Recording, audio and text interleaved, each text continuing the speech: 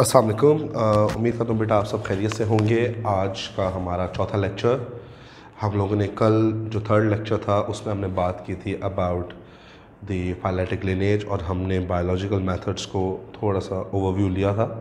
आज हम अपने टॉपिक स्टार्ट करेंगे प्रॉपर्ली फ्रॉम बायोलॉजिकल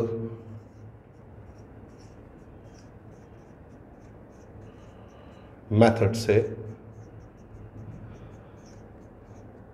बेटा याद रखें, मैंने कल भी आपको डिफ़ाइन किया था, मैं आज भी बताता चलूँ कि बायोलॉजिकल मेथड्स के अंदर हम डेफिनेशन ये देते हैं कि a method which is used to solve any biological problem is known as biological method. यहाँ पर हम लोगों ने कल जो बात की थी, हमने बात की थी कि हमारे पास ऑब्जर्वेशन होती है। सबसे पहला स्टेप है ऑब्जर्वेशन किस तरह करवाई जाती है, सेंसेस को इस्तेमाल करवाते हुए की जाती है। ऑब्जर्वेशन से हम चीज़ों को ऑब्ज़र्व करते हैं, उनको सेंस करके फिर उनसे रिलेटेड हम एक स्टेटमेंट जनरेट करते हैं।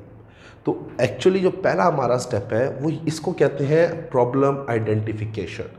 टू आइडेंटिफाई द प्रॉब्लम, यानी हमारे यहाँ पर कोई क्या इशू आ रहा है, हम किस चीज़ के हवाले से बात करना चाह रहे हैं, हम सबसे पहले उसे आइडेंटिफाई करते हैं।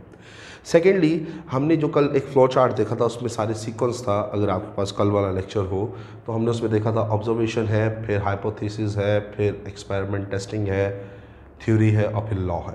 आज हम इनको थोड़ा सा एक्सप्लेनेशन में देखेंगे। जो हमारे पास बायोलॉजिकल मेथड है उसकी डेफिनेशन हम बता दें।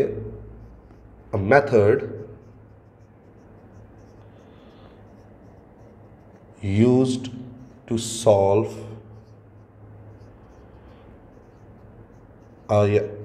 any biological problem is known as biological method। इसी के साथ आप लोगों ने याद रखना कि जब भी हम किसी भी प्रॉब्लम का जिक्र करेंगे तो हमें सबसे पहले उस प्रॉब्लम को आइडेंटिफाई करना है, और हमेशा प्रॉब्लम आइडेंटिफाई होती है while performing what, while performing the step of observation. याद रखा जाए हमारे पास जो ऑब्जर्वेशन है, ऑब्जर्वेशन हमारे पास बेटा की जा सकती है वाइल यूजिंग आवर सेंसेस। कौन से 5 सेंसेस को हम इस्तेमाल कर सकते हैं? Touch, taste, hearing,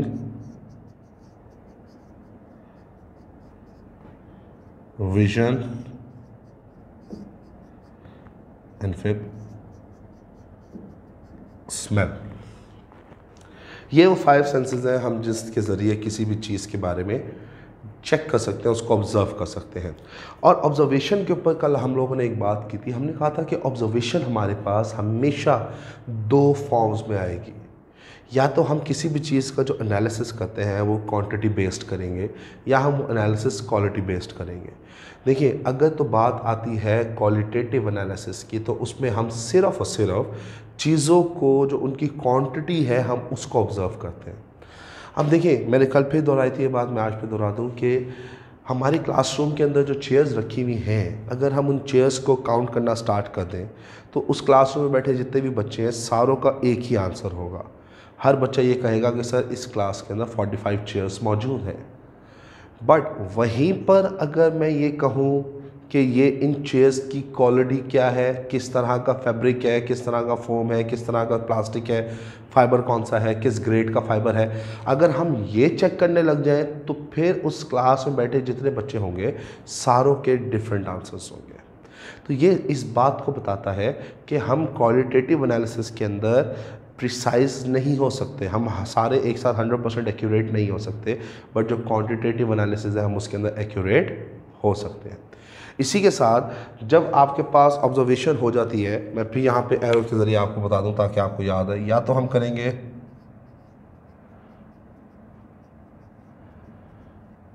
quantitative analysis या हम करेंगे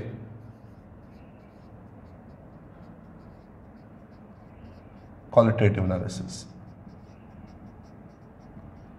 ठीक है। जब ऑब्जर्वेशन हो जाती है तो ऑब्जर्वेशन के बाद हम एक स्टेटमेंट पुट करते हैं। जो सेकंड स्टेप आता है हमारे पास, that is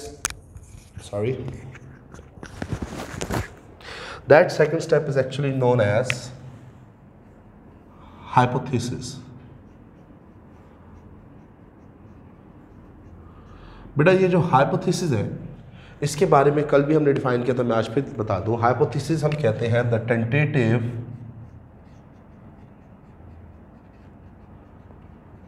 explanation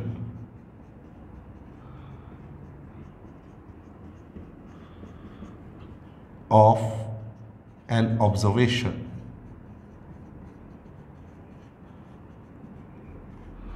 Tentative explanation of an observation is known as hypothesis.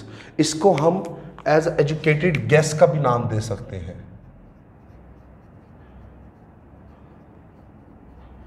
अब आप सब जानते हैं कि what is the meaning of guess?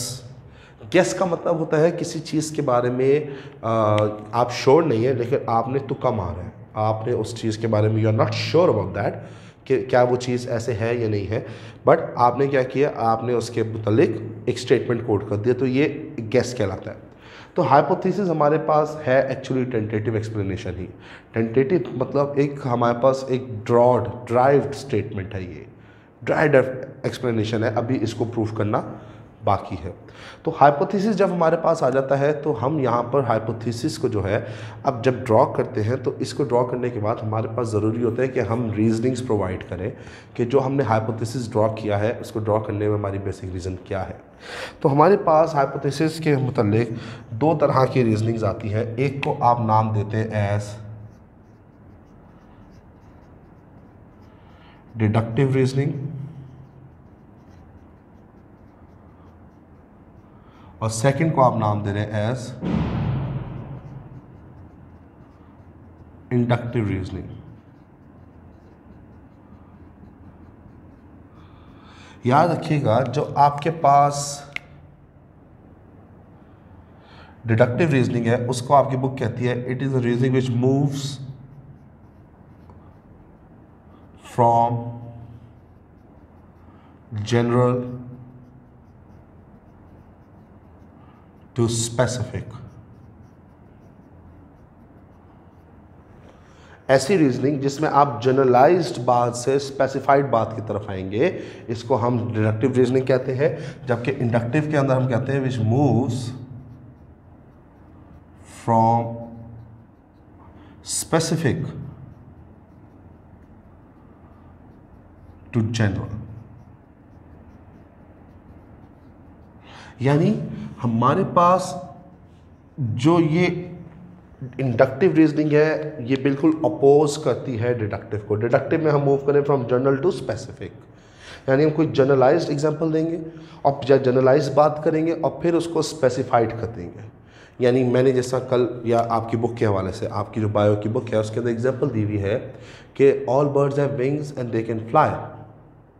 ठीक है, all birds have wings and they can fly, यानी ऑल बर्ड्स जनरलाइज्ड हो गया।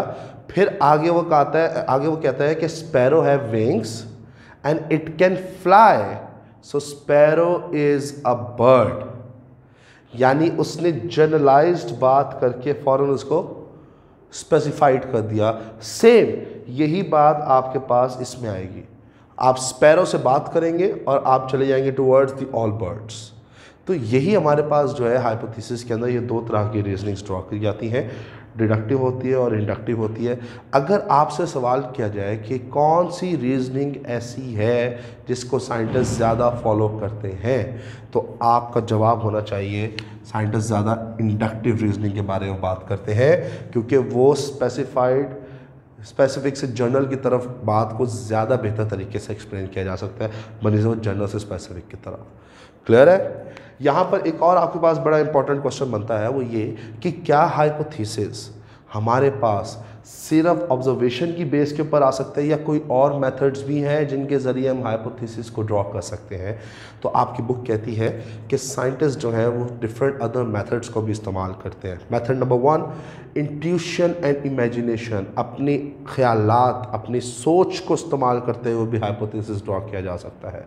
एस्थेटिक प्रेफरेंसेस, यानी एस्थेटिकली जो पर्सन बहुत ज़्यादा वेल डेवलप्ड होते हैं वो अपने एस्थेटिक्स को इस्तेमाल करते हुए, अपनी इस करेक्टरिस्टिक को इस्तेमाल करते हुए भी हाइपोथेसिस ड्रॉ कर सकते हैं। Religious perspective and philosophical ideas, यानी रिलीजियस पॉइंट ऑफ व्यू से भी हाइपोथेसिस ड्रॉ किया जा सकता है और फिलोसफिकल आइडियाज़ के तहत भी हाइपोथेसिस ड्रॉ किया जा सकता है। कंपैरिजन की बुनियाद पर भी हाइपोथेसिस को ड्रॉ किया जा सकता है। एंड 5, फाइंडिंग समथिंग एल्स, या आप कोई और चीज़ बना ढूंढ रहे थे और बना कुछ और दिया आपने, उससे भी आप हाइपोथेसिस जनरेट कर सकते हैं।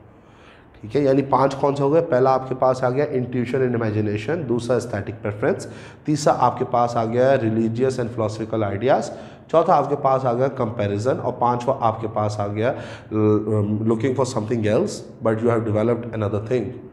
तो ये आपके पास जो है ये 5 और मेथड्स हैं जिनके ज़रिए हम हाइपोथेसिस को ड्रॉ कर सकते हैं।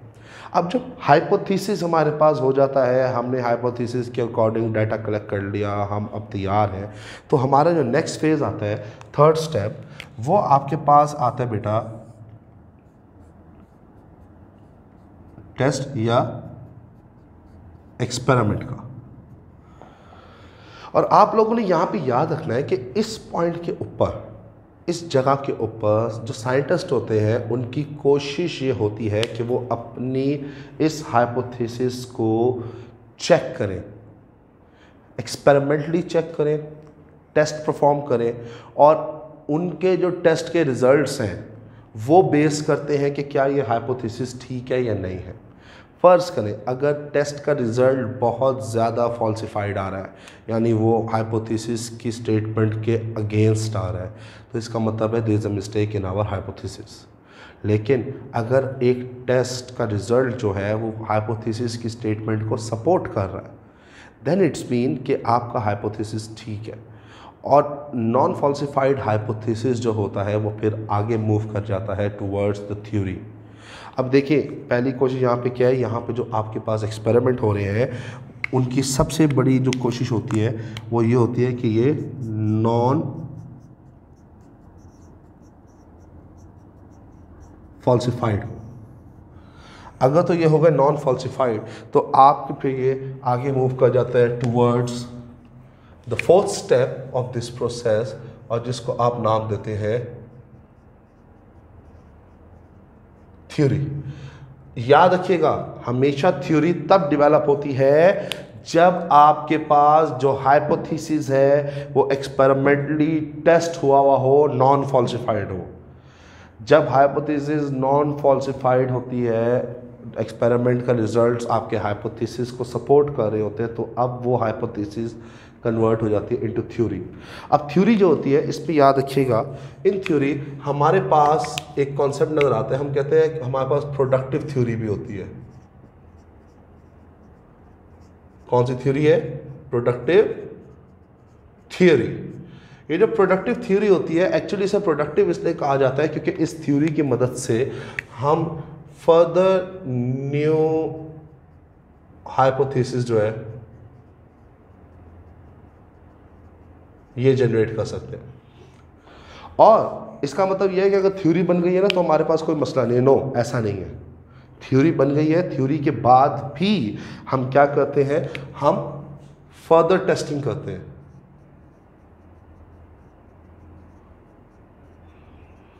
और ये जो फर्दर टेस्टिंग होती है, ये फर्दर टेस्टिंग इस चीज़ को बता रही होती है कि आपके जो थ्योरी के रिजल्ट्स हैं वो आपके टेस्ट और एक्सपेरिमेंट्स के रिजल्ट्स को सपोर्ट कर रहे हैं, और जो टेस्ट और एक्सपेरिमेंट के रिजल्ट्स को सपोर्ट करे इट्स मीन आपका हाइपोथेसिस जो है वो बिल्कुल वैलिड है। तो जो आपके पास थ्योरी होती है, साइंटिस्ट इसको फॉल्स करने में बहुत मेहनत लगाते हैं, बहुत एफर्ट्स करते हैं, लेकिन जिसकी थ्योरी फॉल्सिफाइड ना हो सके वो प्रोडक्टिव तो बन जाती है, उससे न्यू हाइपोथेसिस आ जाते हैं, लेकिन वो थ्योरी आगे कन्वर्ट हो जाती है into the last stage, and that is a scientific law. और जो साइंटिफिक लॉ होता है वो याद रखिएगा, ये वो लॉ है जिसके अंदर आपके पास जो थ्योरी थी ये फर्दर टेस्ट होकर अब लॉ में कन्वर्ट हो गई है, और ये लॉ सारी दुनिया में फॉलो होता है। आपके पास बायोलॉजिकल पॉइंट ऑफ व्यू से बहुत कम लॉज हैं। उसकी रीज़न ये है कि बायोलॉजी का जो नॉलेज है वो बहुत वास्ट है। तो इसलिए हमारे पास यहाँ पर एक कम नॉलेज मौजूद है। बट याद रखिएगा जो साइंटिफिक लॉ के हमारे पास बायोलॉजिकल पॉइंट ऑफ व्यू से एग्जांपल है, वो एक आपके पास हार्डी वेबर थ्योरम आता है, वो सेकेंड ईयर की बुक में देखेंगे आप चैप्टर 24 में एवोल्यूशन में।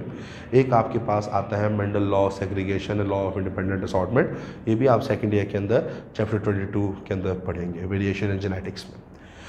और यहाँ पर याद रखिएगा कि जब साइंटिफिक लॉ बन जाता है तो वो लॉ सारी दुनिया के लिए है, and this law can not be falsified. But इस लॉ को रिपोर्ट किया जा सकता है रॉन्ग अगर कुछ और ऐसे एक्सपेरिमेंट्स किए जा सकें जिसके ज़रिए साइंटिफिक लॉ को ये बताया जाए कि इस लॉ के अंदर कोई फ्लॉज है, यानी फ्लॉज इसमें से निकाले जा सकते हैं। तो ये हमारे पास था किससे, this was all from the biological methods. उम्मीद करता हूँ आपको समझ आई होगी।